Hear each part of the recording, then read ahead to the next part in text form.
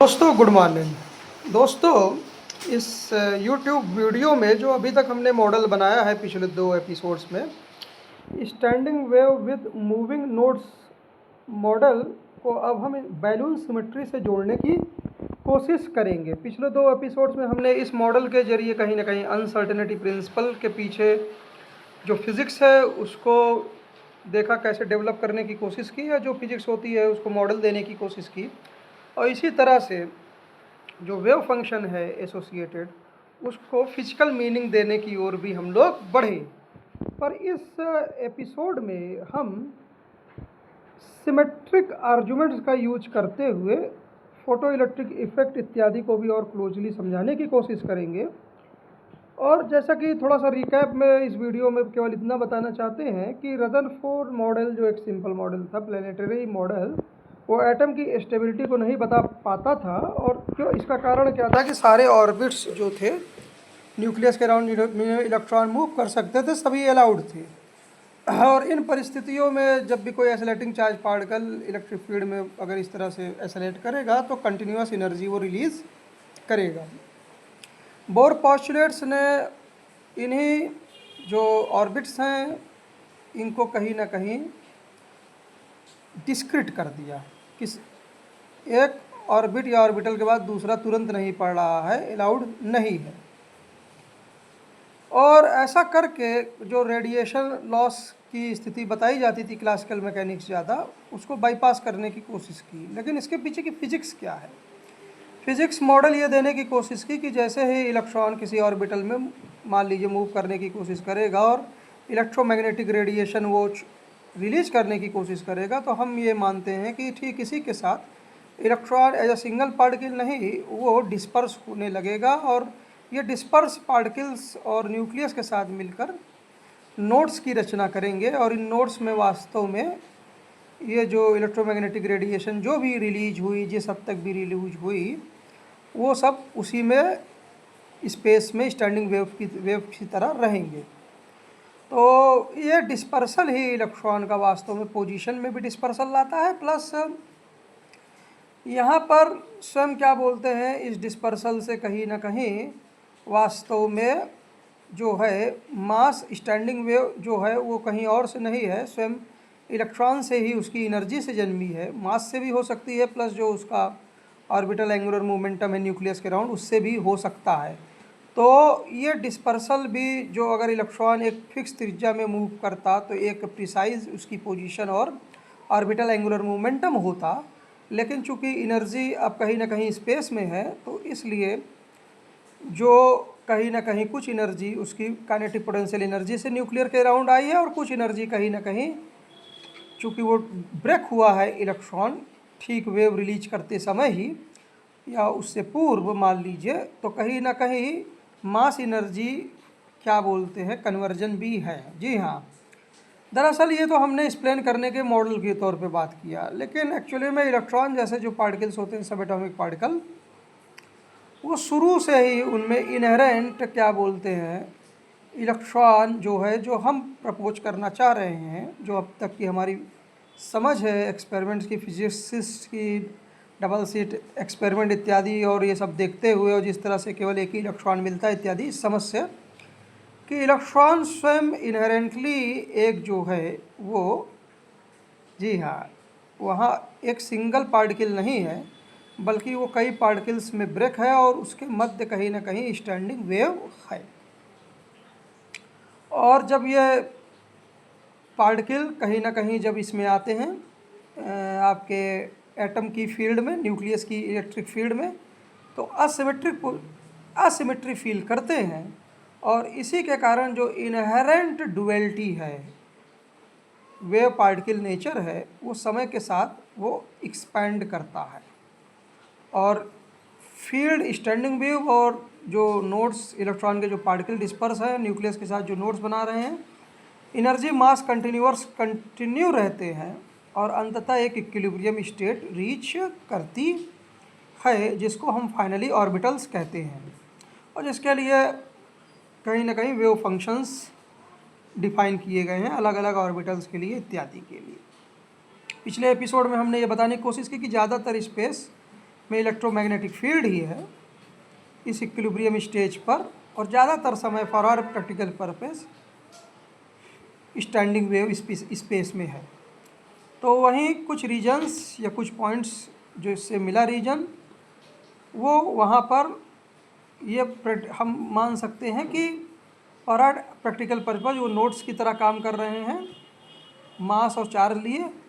वो बात अलग है कि उस पूरे रीजन में कोई नोड पतला हो जाए, कोई नोड ज़्यादा मोटा हो जाए, समय के अनुसार वो बदलते रहते हैं, लेकिन ओवरऑल किसी भी रीजन में जो टोटल नंबर ऑफ नोड्स हैं और उनका डिस्ट्रीब्यूशन है लगभग सिमेट्रिक वे में वो रहता है।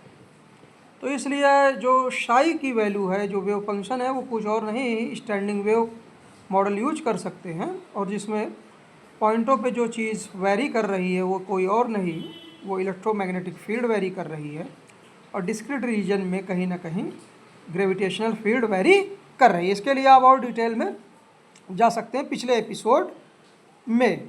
जी हाँ, खैर, और Facebook let's make a beautiful world जो फेसबुक हम पेज है उस पर भी लाइव इंटरेक्शन है, तो आप वहाँ पे भी जो लोग इंटरेस्टेड हैं जा सकते हैं। Let's make a beautiful world. जी हाँ, ये मेरी बहन रीमा जायसवाल का पेज है और इसलिए आप वहाँ पे भी जा सकते हैं। खैर, इसको आगे बढ़ाते हैं, रिपीट नहीं करते हैं।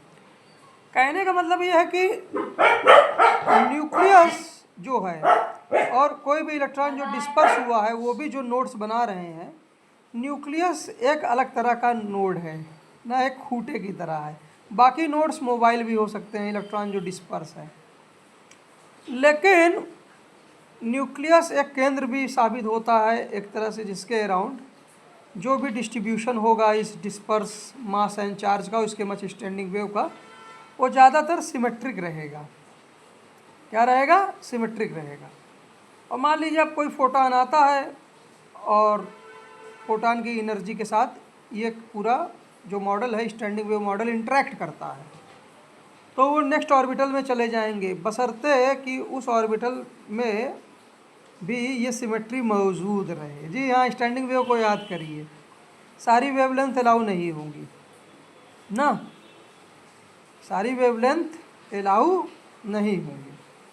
तो इसलिए इस सिमेट्री में अगर फोटॉन इंटरेक्ट करते समय अगर अगली सिमेट्री को जन्म दे सकता है, तब तो क्या बोलते हैं, इसी न्यूक्लियस के खूंटे के तहत इलेक्ट्रॉन नेक्स्ट ऑर्बिटल में जाएगा और पूरे सिस्टम की एनर्जी इंक्रीज कर जाएगी। Nucleus plus dispersed electron with its standing wave. परंतु अगर क्या बोलते हैं एनर्जी कम ज़्यादा है, तो इस संबंध में क्या हो जाएगा कि वो जो नेक्स्ट सिमेट्रिक लेवल है उसको अचीव नहीं करेगा, और कहीं ना कहीं इन एन एवरेज सेंस आप बोल सकते हो, मान लीजिए फोटॉन इंटरेक्ट तो किया परंतु ट्रांजिशन इलेक्ट्रॉन का एक ऑर्बिटल से दूसरे में नहीं हुआ। अब आते हैं photo electric effect. Photo electric effect में खास बात जो आइंस्टीन के फोटो इलेक्ट्रिक इफेक्ट में है कि अगर एक निश्चित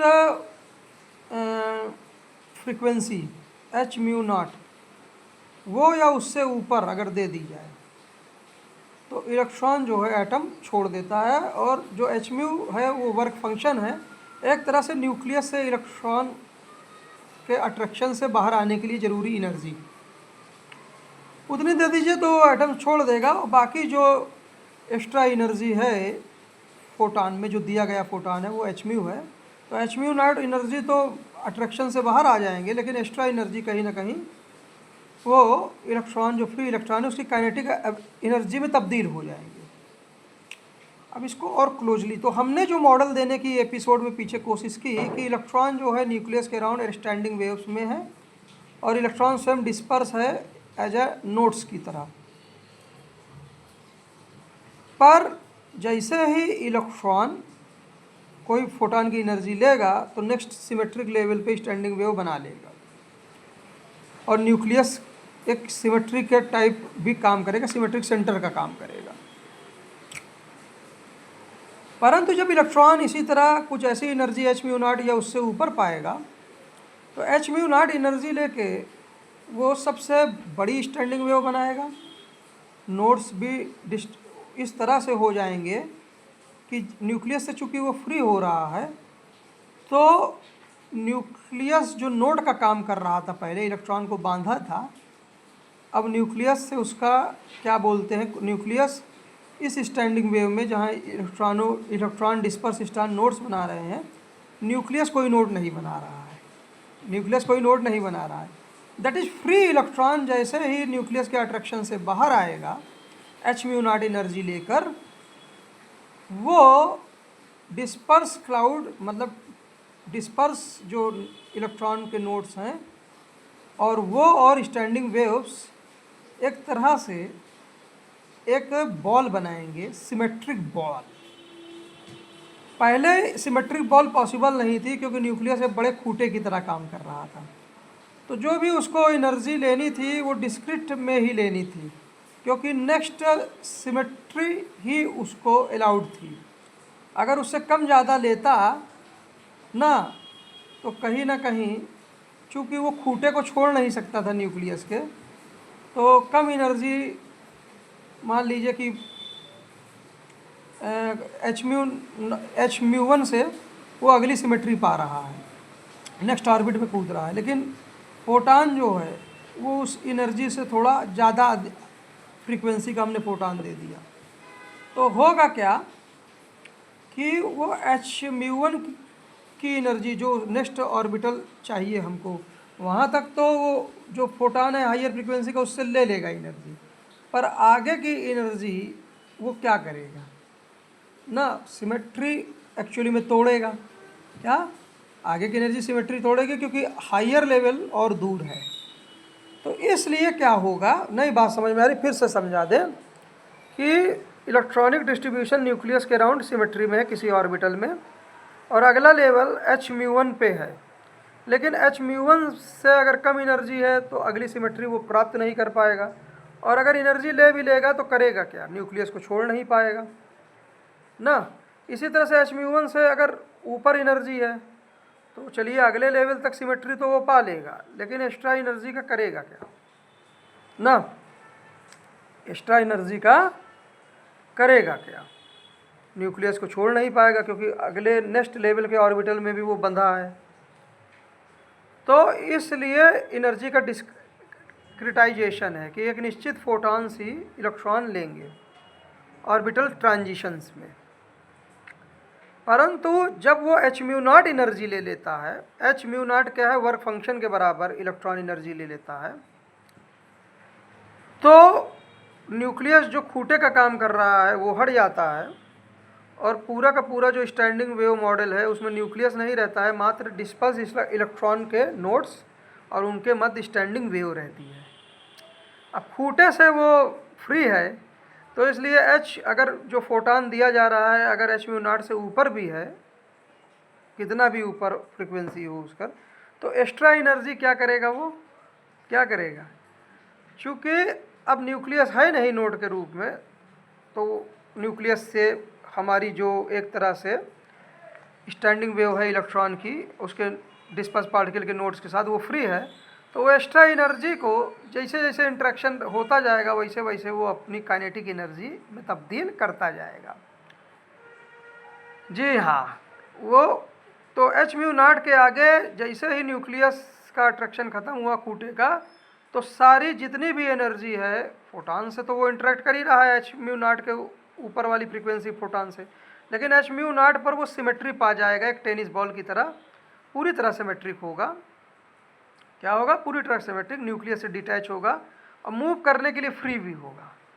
तो वो जो बची हुई एनर्जी एक्स्ट्रा है एच म्यू नॉट से ऊपर वाली, उसको धीरे धीरे एब्जॉर्ब करता रहेगा, और एब्जॉर्ब करते समय वो ख्याल रखेगा कि ये एनर्जी उसकी सिमेट्री जो टेनिस बॉल वाली है उसको ना तोड़े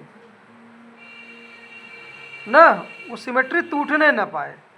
तो वो पूरा का पूरा क्या बोलते हैं, फिर जो एक्स्ट्रा एनर्जी रहेगी एच म्यू नॉट के ऊपर, वर्क फंक्शन के ऊपर वाली, वो काइनेटिक एनर्जी में इलेक्ट्रॉन के तब्दील हो जाएगी। कुछ इस तरह समझिए कि इलेक्ट्रॉन जो है इस पोजीशन में जब न्यूक्लियस को एकदम छोड़ देगा तो इलेक्ट्रॉन एक बैलून की तरह हो जाएगा। वो बैलून में क्या है, जैसे गुब्बारा फुलाते हैं, तो जब तक गुब्बारा हम फुला रहे हैं और बैलून के पीछे खूंटी लगी है जिससे हम एनर्जी दे रहे हैं, तो वो खूंटी और कुछ नहीं न्यूक्लियस है।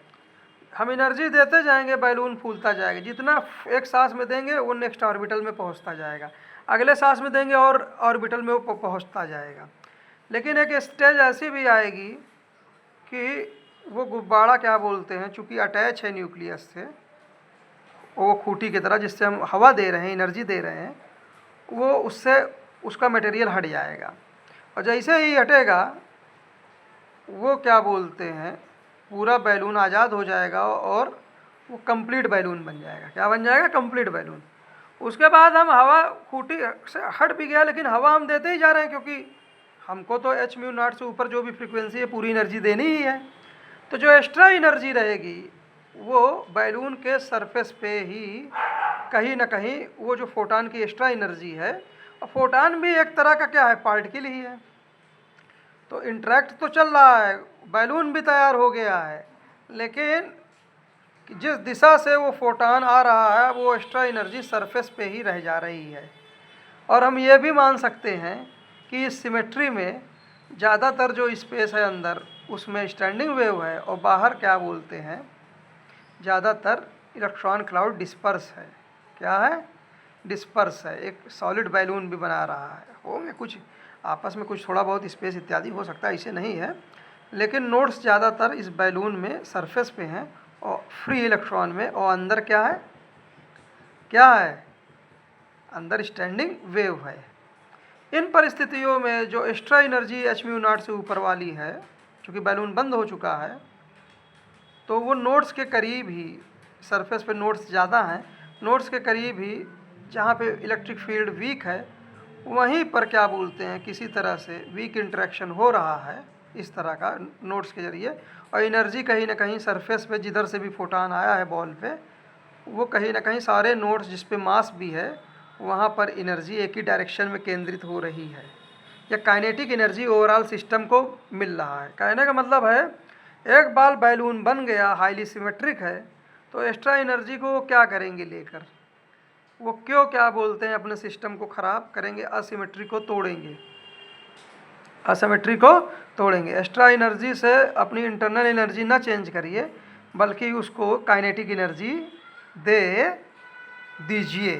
तो ये मॉडल कहीं ना कहीं इस तरह से देखते हैं कि जब भी h म्यू नॉट के आगे इसीलिए सारे एनर्जीज अलाउ हैं, और h म्यू नॉट पे बैलून बन जाता है एक तरह से सिमेट्रिक बैलून, जिसमें न्यूक्लियस की खूंटी और कुप्पी अलग हो जाती है, और ये हाईली स्टेबल भी हो सकता है। कारण क्या है कि जब जैसे जैसे इलेक्ट्रॉन न्यूक्लियस से दूर बड़े ऑर्बिट में होता है, तो एनर्जी जो होती है न्यूक्लियस इलेक्ट्रॉन की इंक्रीज होती है, बढ़ती जाती पूरे सिस्टम की। लेकिन जैसे ही इलेक्ट्रॉन अपनी बॉल बना लेगा सिमेट्रिक, हाईली सिमेट्रिक, जिसमें स्वयं न्यूक्लियस जो एक सिमेट्रिक का केंद्र का काम कर रहा था, अब वो भी नहीं है, कहीं ना कहीं इलेक्ट्रॉन क्लाउड्स के रेस्पेक्ट में वो भी एक असिमेट्री थी, तो ये बॉल काफ़ी एक तरह से रिजिड है, और यहाँ मास एनर्जी ट्रांजिशंस जो हैं इफ़ेक्टिवली वो हो नहीं रहे हैं।